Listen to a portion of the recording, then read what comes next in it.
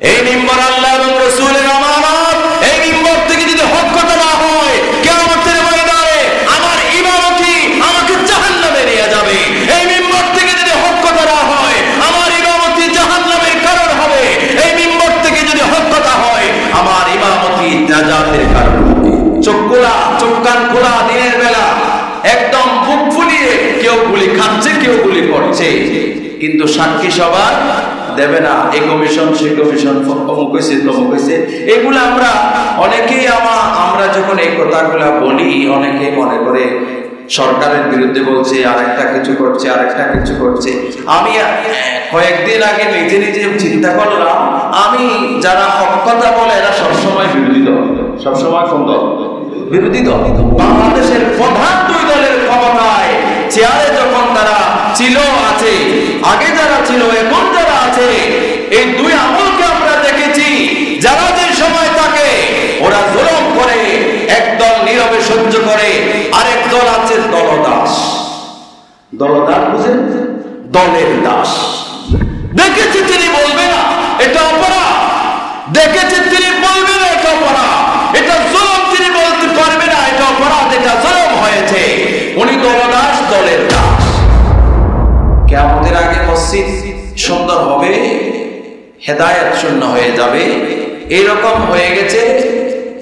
ওয়াজও অনেক আছে, কিন্তু আমলকারী মানুষের বড় অভাব।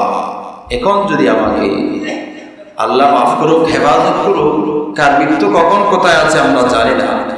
এখন যদি এখান থেকে একজনে কেউ আমাকে গুলি করে, আপনারা সবাই দেখবেন না? কেউ বলতেছেন দেখবেন না? আপনাদের চোখ আমার দিকে আছে না? যে কোনো একজন আমাকে গুলি মেরে দিল, আপনারা সবাই দেখছেন, কিন্তু সাক্ষী দেওয়ার ক্ষেত্রে কি কয়েকজন পাওয়া যাবে? সবাই সাক্ষী দেবে না, সবাই সাক্ষী দেবে না। গুলি মেরেছে সবাই দেখেছে, কিন্তু সাক্ষীর বেলায় সবাই থাকবে না। ওয়ামান কাতামা শাহাদাতান ফাহুয়া কাশাহিদিস জুর। আল্লাহর হাবিব বলল, সত্য সাক্ষ্যকে যে গোপন করে সেই মিথ্যা সাক্ষ্য দেওয়ার মতো অপরাধ করল, কিয়ামতের ময়দানে বড় আযাবে তাকে গ্রেফতার করা হবে। সবাই বলুন নাউযুবিল্লাহ। দেখেছেন আপনারা আমাকে মেরেছে, অথবা অন্য কোনো মুসল্লিকে একজনে গুলি মেরে দিয়েছে, আর একটা কিছু করেছে, দেখেছেন সবাই। সাক্ষী সবাই দেবে না, সাক্ষী সবাই দেবে না।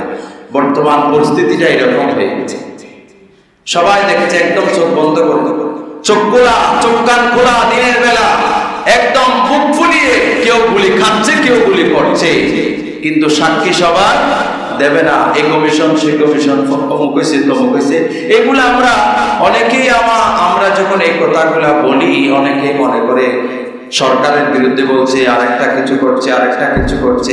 আমি কয়েকদিন আগে নিজে নিজে চিন্তা করলাম, আমি যারা হক কথা বলে এরা সবসময় বিরোধী দল, সবসময় কোন দল?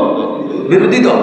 কারণ যে সময় যারা ক্ষমতায় থাকে ওরা সবচেয়ে বেশি জুলুম করে, যেই সময় যারা ক্ষমতায় থাকে ওরা সবচেয়ে বেশি জুলুম করে। আমরা বাংলাদেশের প্রধান দুই দলের ক্ষমতায় চেয়ারে যখন তারা ছিল, আছে, আগে যারা ছিল, এখন যারা আছে, এই দুই আমলকে আমরা দেখেছি।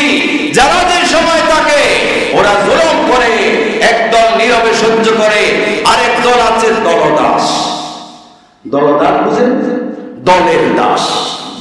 দেখেছি তিনি বলবে না এটা অপরাধ, দেখেছি তিনি বলবে না এটা অপরাধ, এটা জুলুম তিনি বলতে পারবে না এটা অপরাধ, এটা জুলুম হয়েছে। উনি দলদাস, দলের দাস। আমরা আল্লাহ এবং রাসূলের গোলাম, আমরা সব আমলে এই জুলুমের বিরুদ্ধে কথা বলি, সব আমলে এই জুলুমের বিরুদ্ধে বলি, জুলুমের বিরুদ্ধেই বলে যাব। সব সময় জালিমের বিরুদ্ধে, জুলুমের বিরুদ্ধে আমরা সব সময় বিরোধী দলে থাকি। ক্ষমতার মসনদের কাছে গিয়ে আমাকে একটা গমের কাঠ দেন, এটা দেন, ওটা দেন, এই দাবি দেওয়া, এটা করে দেন, কোন নেতা নেত্রীর কাছে আমরা কখনো গিয়ে বলি নাই। আল্লাহর কাছে দোয়া করছি, আল্লাহ না বলিয়ে কোনো মতে দুনিয়া থেকে যাওয়ার তৌফিক দাও, আমিন। কখনো বলি নাই কোন নেতার কাছে। এক মন্ত্রীকে একবার দাওয়াত দিতে গেছিলাম মাহফিল, ওই মন্ত্রী তো আমার সাথে কথাও বলে না, কথাও বলে না, কারণ উনি মন্ত্রী, উনি মন্ত্রী আমার সাথে কথা বলতে পারবে না। এরপরে চিন্তা করলাম সব বাদ দিয়ে দিয়া এমনি, আল্লাহ রিজিক যেমনি মিলায় এমনি মিলবে। সব আমলেই আমরা যারা জুলুমের বিরুদ্ধে কথা বলি, আমরা দলকানা নয়,